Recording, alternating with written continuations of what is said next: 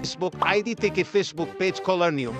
আপনি মোবাইল থেকে সহজেই আপনার ফেসবুক আইডি ব্যবহার করে একটি নতুন পেজ তৈরি করতে পারেন। পদক্ষেপ ১, ফেসবুক অ্যাপ খুলুন। ২, মেনুতে যান, স্ক্রিনের ডান নিচের কোণে ৩টি অনুভূমিক রেখার উপর ক্লিক করুন। এটি মেনু খুলে দেবে। ৩, পেজে যান, মেনু থেকে পেজ অপশনটি খুঁজুন এবং সেখানে ক্লিক করুন। ৪, নতুন পেজ তৈরি করুন। পেজ তৈরি করুন বা ক্রিয়েট এ পেজ অপশনে ক্লিক করুন। এই পেজের নাম এবং বিবরণ দিন।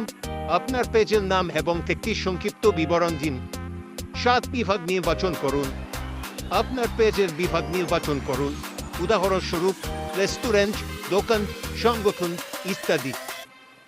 ৫, পেজের ধরন নির্বাচন করুন।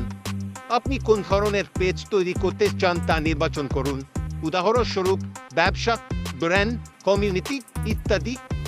৬, প্রোফাইল এবং কভার ছবি যোগ করুন। আপনার পেজের জন্য একটি আকর্ষণীয় প্রোফাইল এবং কভার ছবি যোগ করুন। ৯, পেজ তৈরি করুন।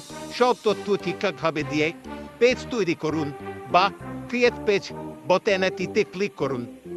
এবার আপনার নতুন ফেসবুক পেজ তৈরি হয়ে গেছে।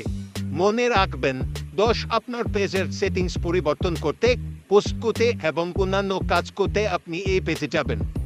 ১১, আপনার ফেসবুক আইডি এবং পেজ আলাদা আলাদা।